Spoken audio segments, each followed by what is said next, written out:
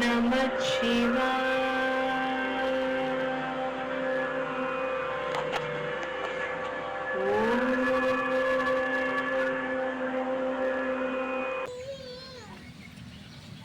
உள்நாளில் நின்றுக்கிறோம். இது நடுக்கழி அண்டவான சுட்டு.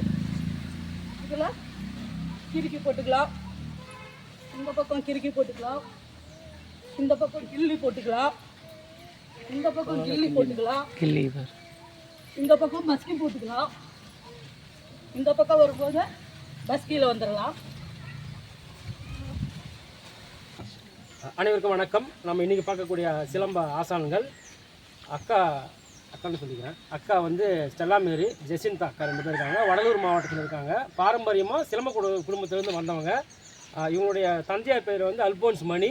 வடலூர் பகுதிகளில் ஒரு தலைசிறந்த ஆசானாக திகழ்ந்தவர். மிகப்பெரிய எல்லாருக்கும் தெரியும். இந்த பகுதியில் பார்த்தீங்கன்னா சுற்றுவட்டாரங்களில் அது ஐயாவோட பெயர் தெரியாதவங்களும் கிடையாது. அதே போல் இவங்களுடைய தாத்தாவும் மிகப்பெரிய ஒரு சிலம்ப ஜாமவனாக இந்த பகுதியில் வாழ்ந்து மறந்துருக்கிறாரு. அவங்கள பற்றி நம்ம தெரிஞ்சுக்கலாம். அக்கா வணக்கம். உங்களை பற்றியும் உங்களுடைய நீங்கள் கற்றுக்கொண்ட ஒரு வாலிப வயசு என்ன, அதை பற்றி கொஞ்சம் தகவல் சொல்லுங்கள். கிட்ட வந்து என் பேர் சுதாங்கரிங்க.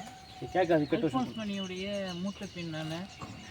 நான் வந்து ஒரு 12 வயசில் வந்து மாயவேல் வாத்தியார்கிட்ட பாடம் கற்றுருக்கேன். நான் கற்றுருக்கேன்.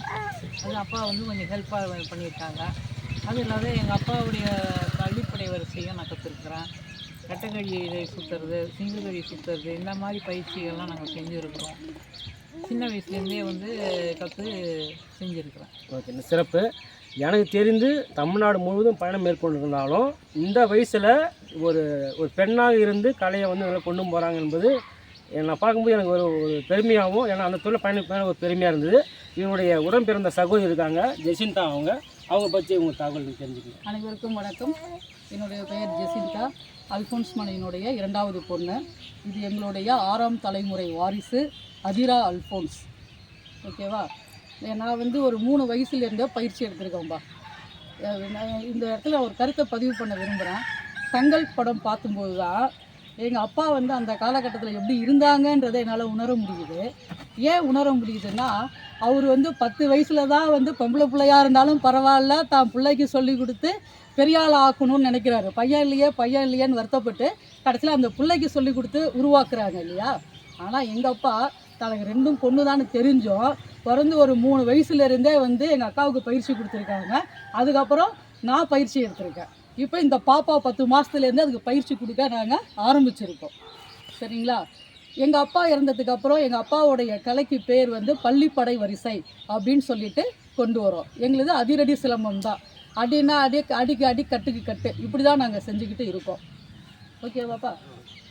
நீங்கள் சிலம்பத்தில் என்னென்ன வகைகள் கற்றுக்கிட்டீங்க? கதம்பம் எங்களுடைய இது எல்லாமே உண்டு. குறவஞ்சி உண்டு, துலுக்கானா உண்டு, கள்ளப்பத்து உண்டு, நாகம்பதினார் உண்டு. எல்லாமே சேர்ந்தது தான் கதம்பம். அத்தனை வரிசையிலையுமே பாட வரிசைகள் எங்கள்கிட்ட இருக்குது. அப்பாவுடைய மறைவுக்கு பிறகு இப்படி நீங்கள் பயிற்சி கொடுக்க ஆரம்பிச்சிங்களா, இல்லை அது முன்னாடி நீங்கள்? இல்லை, நான் வந்து 6வது படிக்கிறதுலேருந்தே பயிற்சி கொடுத்துட்ருக்கேன். இப்போ எனக்கு வயசு 50 ஆகுது. 6வது படிக்கும்போது நீங்கள் பயிற்சி கொடுத்துட்ருக்கேன். நான் வந்து பேசிக்லாம் சொல்லி கொடுத்துருவேன். அதுக்கப்புறம் தான் அடிவரிசைக்கு போகும்போது தான் எங்கள் அப்பா சொல்லி கொடுக்க ஆரம்பித்தாங்க. இன்னைக்கு பார்த்தீங்கன்னா அலங்காரம் சொல்லக்கூடிய ஒரு வார்த்தை சொல்லாடல் பயன்படுத்தப்படுது. ஆனால் ஒரு போர்க்கலைன்னு ஒரு பகுதி சொல்லப்படுது. இப்போ அலங்காரத்துக்கும் போர்க்கலைக்கும் உங்களுடைய கண்ணோட்டம் என்ன? மக்களை மகிழ்விக்கிறோம் அலங்கார சிலம்பத்தில். போர்க்கலைன்றது சண்டை பயிற்சிக்கு ஏற்றதாக இருக்குது.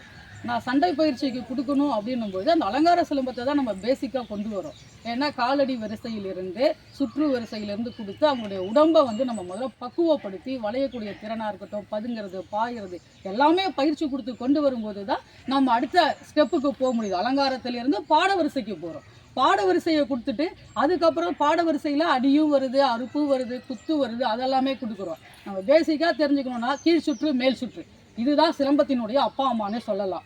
இந்த சுத்து வரிசை இல்லாத யாராலையும் சிலம்பம் சுத்த முடியாது. ஓகேங்களா? அப்போ நான் வந்து அலங்கார வரிசையை கொடுக்குறேன், அலங்காரத்துக்கு அப்புறம் அடி வரிசையை கொடுக்குறேன், அடுத்தது அறுப்பு வரிசை கொடுக்குறேன். இன்னொன்று நான் பதிவு பண்ண விரும்புகிறது என்னென்னா, இன்றைக்கி தொடு சிலம்பம் எல்லா இடத்துலையும் ஃபேமஸ் ஆகுது. இன்றைக்கி இது வந்து ஒரு பிஸ்னஸ் மார்க்கமாகவே கொண்டு போகிறாங்களே தவிர நம்மளுடைய பாரம்பரியத்தை மார்க்கமாக கொண்டு போகிறோம். அங்கே போய் நம்மளால் முறையாக வந்து அறுப்பு வீச்செல்லாம் கொண்டு போக முடியாது. அவங்க கொடுக்குற இடத்துல நம்மளால் என்ன செய்ய முடியும்? வால் சண்டைக்கு எப்படி யூஸ் பண்ணுறாங்களோ அதே போல் தான் சிலம்பத்துக்கு யூஸ் பண்ணுறோம். தப்பு கிடையாது. ஆனால் அது எப்போ நம்ம கொண்டு போகணும் அப்படின்னு சொன்னால், ஒரு மாணவனை நான் முழுசாக நான் உருவாக்குறேன் அப்படின்னு சொல்லும் பொழுது அவர் என்ன செய்யணும்? ஃபஸ்ட்டு பேசிக் கற்றுக்கிறார், அலங்கார சிலம்பு வரிசையில் கற்றுக்கிறாரு, காலடி வரிசையை கற்றுக்கிறாரு. இதெல்லாம் கற்று முடிச்சுட்டு அடி வரிசைக்கு வராரு, அறுப்பு வரிசைக்கு வராரு, அடுத்து பாட வரிசைக்கு வராரு. எங்கள்கிட்ட வந்து 3 பார்ட்டாக பாட வகைகள் வச்சுருக்கோம். ஃபஸ்ட் பார்ட் பகுதி 1, பகுதி 2, பகுதி 3. பகுதி 3ல் என்ன சொல்லி தருவாங்கன்னா ஆயுத பறிப்பு. இப்போ நான் எல்லாரும் கேட்பாங்க, நீ சிலம்பம் கற்றுக்கிட்டல, ஒரு சண்டைனா சிலம்பத்தை எடுத்துகிட்டு போய் தான் அடிப்பியான்னு. ஒரு ஒன்றுமே தெரியாதவனாக இருந்தால் கூட, எவ்வளோ பெரிய ஜாம்பவனாக இருந்தாலும் கூட, பக்கத்தில் என்ன கிடக்கோ அதை தான் எடுத்து அடித்து நான் சண்டையில் பார்த்துருக்கேனே தவிர, எனக்கு தான் சிலம்பம் தெரியுமே, கராத்தே தெரியுமே, டேக்கண்டோ தெரியுமே, நான் கையாலே தடுத்துருவேன்னு இது முடிய நான் யாரையும் பார்த்ததில்லை. அதே போல் ஒன்றுமே தெரியாதவங்கள இருந்தாலும் என்ன பண்ணுறாங்க, கீழே கிடக்கிறத எடுத்துகிட்டு தான் சண்டைக்கு ஓடுவோம், அவன் மண்டையை நேராக பிளந்துடுறேன்டா, அப்படி தான் போய் பார்த்துருக்கோம். அப்போ கடைசியாக என்ன பண்ணுறோன்னா, அந்த ஆயுத பறிப்பு எதிரி தன்னை தாக்க வரும்போது நம்ம எப்படி நம்ம தற்காத்துக்கணும், முதல் அடி நம்மளுதாவே இருக்கக்கூடாது, முதல்ல அவனை அடிக்க விடுவோம், அதுக்கப்புறம் மறியல் போட்டு தடுத்து அவன்கிட்ட ஆயுதத்தை பறிக்கிறது எப்படி அப்படின்றது தான் நாங்கள் 3வது பகுதியில் சொல்லிக் கொடுக்குறோம். சிலம்பத்தில் இப்படி வச்சுருக்கோம், எங்களுடைய பள்ளிப்படையின் சார்பாக இப்படி தான் நாங்கள் வச்சுருக்கோம். இப்போ நீங்கள் அடுத்தது வரும்போது தான் தொடு சிலம்பமே வரணும். இன்றைய காலகட்டத்தில் சும்மா 2 நாள் கிளாஸ்க்கு வந்தவங்க கூட கூப்பிட்டு வந்து தொடு சிலம்பம் இப்படி தட்டுக்கோடா தொடுத்துக்கோ அப்படின்னு சொல்லிட்டு என்ன பண்ணுறான், இப்படி தொட்டுக்க, அவனை கட்ட தெரிதா இல்லையா, தொட்டுடு பாயிண்ட்டு அப்படின்னு சொல்லி அவனை பயிற்சி கொடுத்து ஊக்கப்படுத்தும் போது அவனுக்கு வந்து நம்மளுடைய பாரம்பரிய சிலம்பம் இது எல்லாமே அடி வாங்கிடுது. எது அலங்கார சிலம்பமாக இருக்கட்டும், அடிவரிசையாக இருக்கட்டும், அறுப்பு வரிசையாக இருக்கட்டும், இது எல்லாமே அடி வாங்கிட்டு நேராக போனால் இதாண்டா பாயிண்ட்டை, மேலே துறையா கீழே துறையா எங்கே துற பாயிண்ட்டை இப்படி வந்துட்டாங்க. இது எப்போ நம்ம கொடுக்கணும், ஒரு முறையான பயிற்சியாக இருந்ததுன்னா எப்போ கொடுக்க முடியும்னா, அவன் இதெல்லாம் கற்றுக்கிட்டு, அலங்கார சிலம்பம் கற்றுக்கிட்டு, அடிமுறை கற்றுக்கிட்டு, அறுப்பு முறை தேர்ந்தாதான் அவனால் என்ன பண்ண முடியும், நம்ம கொண்டு போக முடியும், எதுக்கு போட்டி நிகழ்ச்சிக்கு கொண்டு போக முடியுன்றது என்னுடைய கருத்து. இப்போ நான் ஸ்கூலில் டீச்சராக இருக்கேன், வள்ளலார் ஸ்கூலில் ஒர்க் பண்ணுறேன், வள்ளலார் மெட்ரிக் ஹையர் செகண்டரி ஸ்கூலில் இருக்கேன், கொள்ளுக்காரன்குட்டையில் இருக்கேன். அப்போ நான் என்ன பண்ணுவேன்னா, இப்போ மாணவர்களை ஒரு வருஷம் ஃபுல்லாக நான் படிக்க வைக்கிறேன். படிக்க வச்சுட்டு அவன் ஆனுவல் எக்ஸாம் எழுதும் பொழுது அந்த புக்கு ஃபுல்லாக அவன் எழுத போகிறதில்ல, அதில் கேட்கக்கூடிய செலக்டட் கொஸ்டினுக்கு தான் அவன் ஆன்சர் பண்ண போகிறான். அதுதான் நீ வந்து தொடு சிலம்பமாக இருக்கணுன்றது என்னுடைய கருத்து. ஆனால் அந்த அளவு நம்ம யாரும் கொண்டு போகல. அது வந்து எனக்கு கொஞ்சம் கவலையாக தான் இருக்குது. ஏன்னா நம்மளுடைய பாரம்பரியமே அழிக்கப்படுதுன்னும் போது ரொம்ப வருத்தப்படுறதா இருக்குது. இப்போ என்னுடைய மாணவர்கள்லாம் நான் பயிற்சி கொடுக்கும்போது என்ன பண்ணுவேன்னா, பேசிக்காக கொண்டு போவேன். அதுக்கு முடிச்சுட்டு தொடு சிலம்பம் தான் இன்றைக்கி ஸ்போர்ட்ஸுக்கு கொண்டு போகிறாங்களா, இந்த இதுக்கும் ஒரு பயிற்சியும் இருக்குது. தொடு சிலம்பத்துக்கு எடுத்தோன்னே எனக்கு கொடுக்க போகிறதில்ல, அதுக்கும் பேசிக் வரையறுத்து என்னுடைய ஆசான் அல்ஃபோன்ஸ் பண்ணி கொடுத்துருக்காங்க. அது பிரகாரம் தான் கொடுத்துக்கிட்டு இருக்கேன். ஓகே, அற்புதமான தகவல் பதிவு செஞ்சீங்க. உங்களை ஆதங்கமும் அதில் இருந்தது, கலையுடைய வளர்ச்சியும் நீங்கள் அதை பதிவு செஞ்சுருக்கீங்க. நீங்கள் இந்த அடுத்த கட்டத்துக்கு மாணவர்களான முன்னைய காலகட்டத்தில் கற்றுக்கிட்ட முறைகள் வேறு, அனுபவம் வேறு, இன்றைக்கி இருக்கிற அவசரமான உலகத்தில் பயணிக்கக்கூடியவங்க. எப்படி நீங்கள் வந்து இந்த காலத்தை எப்படி நீங்கள் வந்து மேனேஜ் பண்ணுறீங்க? இந்த புதிய மாணவர்களுக்கும் உங்களுடைய காலத்தில் கற்றுக்கிட்ட பாடத்துக்கு எப்படி? என்னுடைய காலத்தில் வந்து ஸ்கூல் விட்டு வந்தோம்னா 4 மணிக்கு வந்தோம்னா 5 மணிக்கு சாப்பிட்டு முடித்தோமா, அதுலேருந்து நைட்டு 10, 11 மணி முடிய பயிற்சிகள் நடக்கும். குறைஞ்சது 5 மணி நேரம் 6 மணி நேரம் நைட்டு பயிற்சி நடக்கும்.